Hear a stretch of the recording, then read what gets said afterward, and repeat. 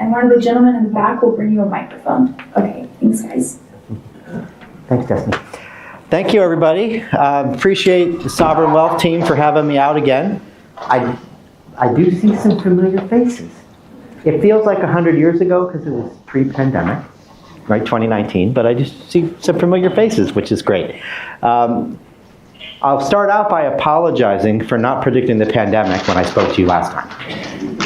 2019 was a tough year for market forecasters. 2024 was a difficult year to forecast too, and I'll explain that in a little bit. This has already been one of my best trips ever. I flew in from Boston, but I grew up in Kansas City, and I'm a lifelong Kansas City Chiefs fan, so you're catching me in a good mood. Uh-oh, go Eagles. A little bit of a tough, tough time to be in other NFL cities. I get it. But you are catching me in a good mood. So 2024 was a tough year to forecast because a lot of people out there thought we were going to go into recession. Right? 2023, a lot of people calling for recession, and we didn't get a recession at all. So I'll explain to you a little bit about why we didn't, and make sure that these slides advance. There we go. So I'm going to talk, I have 3 sections of my presentation: economy, stock market, and bond market. And I don't have a ton of slides, so I should be able to get through these in less than a half an hour, and then we can take some questions. So first on the economy, this is really why so many forecasters were bearish in 2023 heading into 2024, because consumer spending outpaced expectations.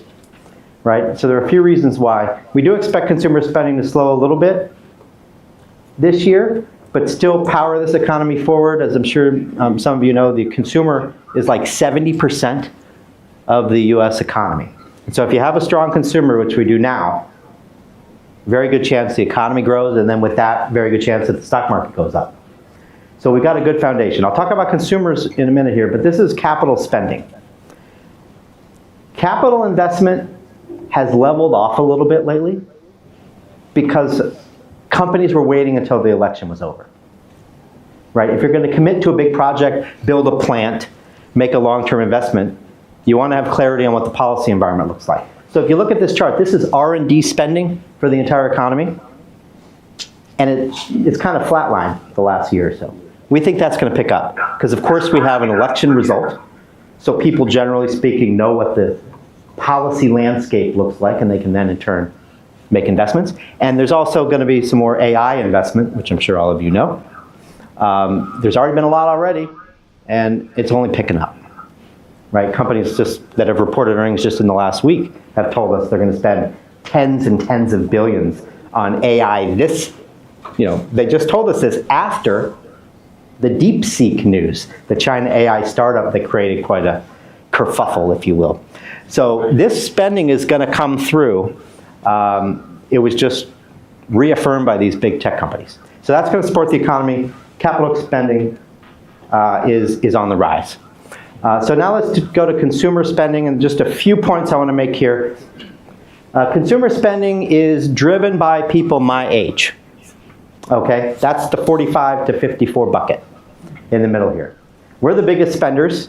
I mean, I can kind of tell that by looking at my credit card bill. And the next cohort here, the 35 to 44, the millennials, kind of the older millennials. Those folks aren't far behind. They spend a lot too. That's my little brother. He's in there. He told me what his last credit card bill was. It's pretty high. So there's a lot of spending going on at the millennial cohort in terms of demographics. So why is that important? It's important because the millennials are the biggest group. So when how can I put this? When you roll over some of the older folks and you bring in the younger folks, if the younger groups are bigger than the older groups, then you have a spending lift. Okay? You get a demographic tailwind. Okay? This is important. So when that millennial generation hits their peak spending years in the next few years, that's going to be a support for consumer spending and for the economy. I think people missed this a year and a half ago. Even my team, we have nearly 40 investment professionals studying this stuff all day. And I think even we kind of missed this 2 years ago. It's happening, and it's providing support for the economy. So that's good news. No recession this year in our view. All right, so here's another support for consumer spending. Upper income households, right? Obviously, our upper income households spend more money because, they have more.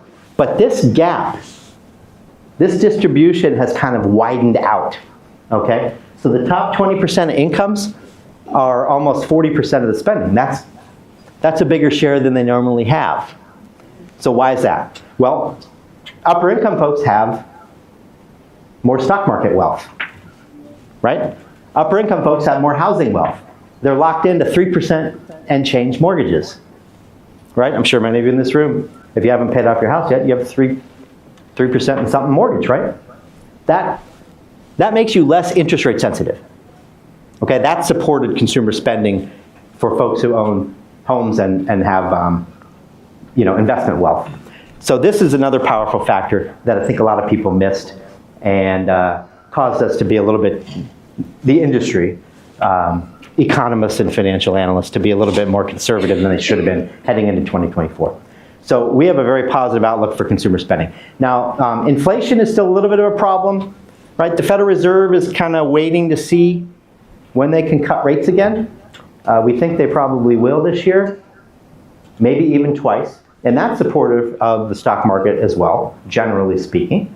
This is just 4 different measures of inflation.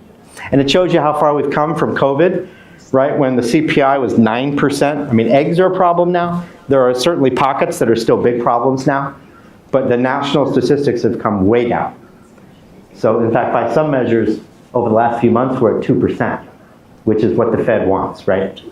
Most measures are kind of like 2.5, high 2s. But that's still pretty close to the Federal Reserve's target, which is 2%.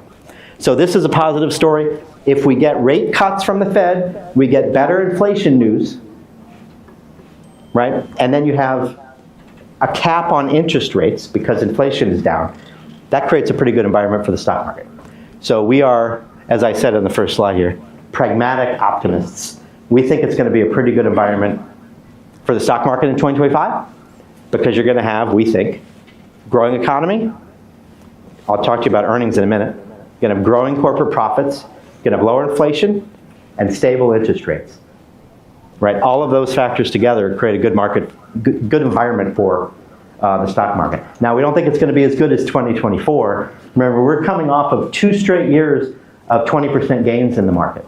That's very uncommon. In fact, I think it just happened in the 50s and the 90s. If you go back, actually, I think it happened in the 30s too.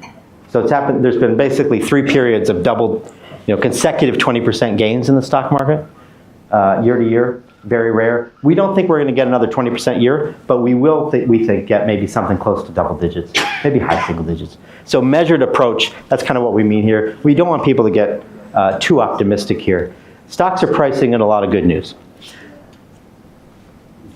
All right, so here's the history of bull markets. In fact, I haven't looked at our 2019 outlook in a while, but I bet there was something similar to this in my 2019 presentation.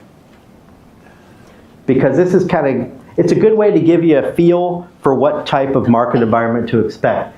You look at bull market history, and then you see where you are right now. We just entered year 3, right? This bull market, which started October 2022, is 3 years old. You see on this slide, on average, year 3 is only up 5. But those years that didn't make it to year 3, the bull markets that ended, or the years that were down, were all hit by recession or a major Federal Reserve mistake. That can pretty much explain all of those negatives.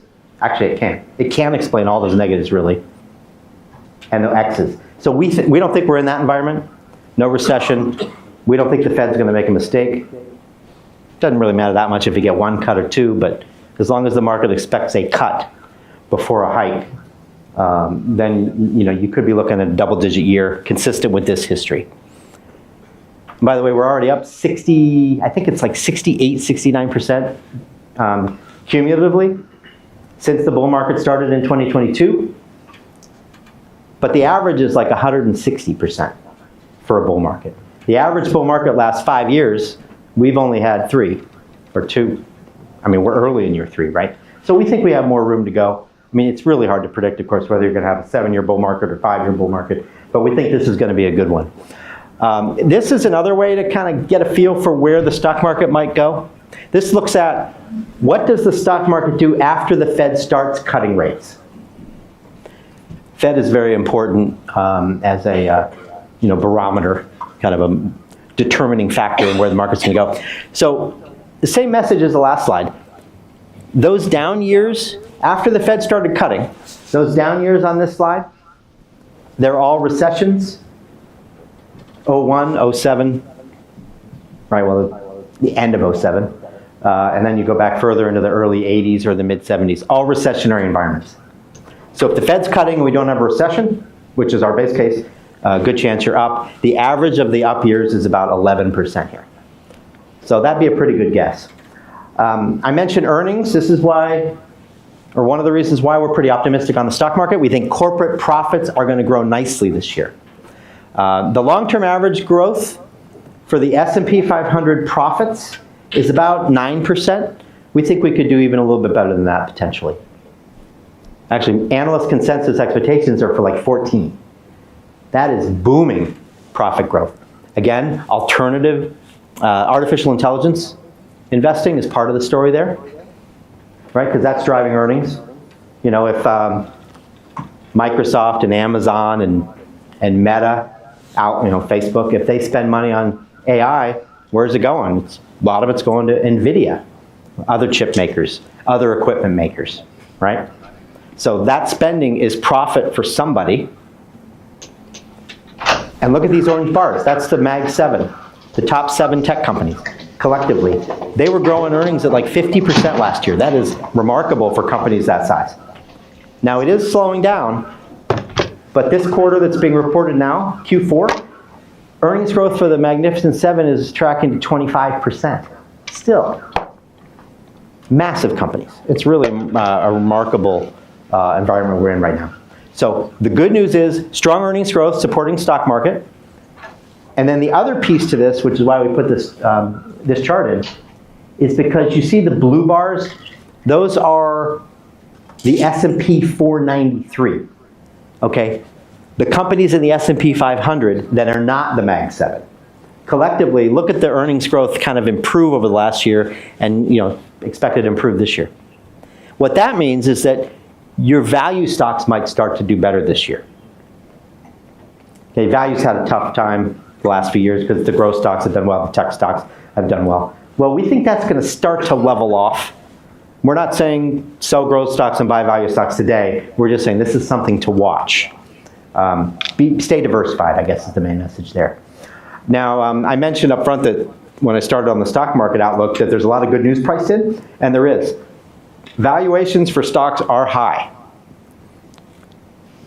However, the profits are sort of supporting those stock valuations. If the profits come through and the economic environment is supportive, which we think it will, then we can maintain those above average valuations. Sentiment is kind of related to valuations. When everybody's bullish, and that's what this chart shows, there are a lot of bullish people in this survey. This is just a survey that asks people, do you think the stock market is going to go up or down next year? And we just got the highest reading ever last month. 55+% said up, right? This survey goes back 30 years. Even in the late 90s, people weren't as optimistic in this survey. Now, it's only like 3,000 households, so take it with a little bit of a grain of salt, but it's just an example of how sentiment is getting maybe a little bit too optimistic. So that's another reason why we think we'll be up maybe 10, probably not 20. So pretty positive outlook, but just a little tempered from last year as we priced in a lot of good news. When you price in a lot of good news, and certainly there's a lot of good policy news, a lot of people are talking about deregulation, right? As a support for the banks, for example, and there's certainly a lot, energy companies. Hey, there's a popular topic in Houston. A lot of people are talking about that. So those are supportive factors for earnings as well. And certainly if we get tax cuts in 2026, that will be supportive for the market too. So there are certainly some policy tailwinds. We'll see what happens with tariffs. Certainly there are some policy tailwinds that can help us maybe do even a little bit better than 10%. We'll have to see. But that's our stock market outlook. Let's do bonds quickly, and then I'll wrap. I don't spend a lot of time, to be honest, studying bonds. But you know, I certainly know this high-level story. This chart just shows you the yield curve, which is kind of a wonky concept. I just want to make one point on this, which is when the Fed, you know, the Federal Reserve has a target interest rate, right? So right now it's 4.5% at the upper end. So they have a target rate of 4.5%. But the 10-year yield might not be at 4.5% because it's a different rate, right? The Fed's target rate is very short. It's like an overnight rate for banks to borrow from the Fed and essentially from each other. The 10-year yield is obviously a much longer term rate that's driven by other factors. So the goal here is to show you the relationship between the Fed funds rate and the 10-year yield. That gap on average is 1%. Our bond strategist thinks it should be 0.5. So what does that mean? Well, we know the Fed is probably going to 4 from 4.5 because they basically told us that. Could they be wrong? Sure. But that's what they've told us, and that's what we think is going to happen. Maybe they'll get to 4 next year if they don't get there this year. But they'll get there. That's 2 cuts. So you add 50 basis points to that. We think that should be the yield curve premium, and then you're at 4.5. So 4.5 we think is a good kind of bogey, right? To think about where the 10-year yield might go. Now the new Treasury Secretary, Scott Bessent, just told us he's targeting the 10-year. He and Trump, they're going to try to keep that down. Certainly they want to keep it below 5, but I think they want to keep it below 4.5. They probably will. If it's a focus and they are cutting spending, it's clear they're serious about cutting spending if you're reading about what Elon Musk is doing, right? So we think that 4.5 is kind of a high end for yields. That's good news for bonds and for stocks. I'm going to skip through that one. So there's a challenge, though, for bonds. So the good news for bonds is the economy is probably going to slow a little bit, and inflation is coming down, and the Fed is cutting. Those all point to lower rates, which points to better bond returns. So we think you're going to get some good returns out of your bond portfolios this year. Actually, income or yield from a bond is the best predictor of its long-term return. So if you're looking at a bond portfolio, you know, you can ask, you know, Rusty or anyone on the team, whoever you're working with, what do my bond portfolios yield? And they'll tell you, and that's probably your long-term return. It's uncanny, really, how accurate that is, right? Yield predicts returns. So it's a good environment for bonds because you can build a bond portfolio for 6% yield very easily today. That's a pretty good yield. I mean, remember just a few years ago, we were looking at 2% bond portfolios, or even less. So those are all positive factors for bonds. So it's a pretty good environment for bonds, and we're recommending folks stay fully invested in stocks and bonds, not leaning away from one or the other. But here's the biggest challenge, it's the debt, right? Our debt's becoming more expensive to service every day, right? Because as debt matures and you refinance it, I'm talking about the federal government, and rates rise, they're replacing cheap debt with expensive debt.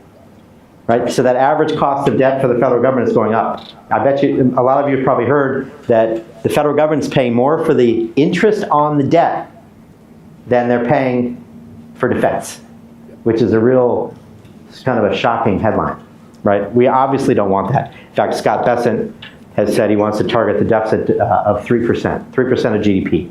Right now it's over 6. That's a lot of spending. That's trillion plus that they have to cut. I mean, they're trying to cut $2 trillion. I don't think that's possible. But they can cut $1 trillion potentially based on the pace they're on right now. So if we get spending cuts and we don't have to sell as many treasuries to the marketplace, right, that can help keep yields down. But this is a risk. Look at that 2025 bar. That is $6 trillion of treasuries that are maturing that we're going to have to refinance, right? So we need, you know, foreign nations to buy them. And China's been slowing their purchases of US treasuries for the last several years. Actually, that probably started with Trump's first term. The Japanese Government is still buying a lot of our treasuries, still holds a lot of our treasuries.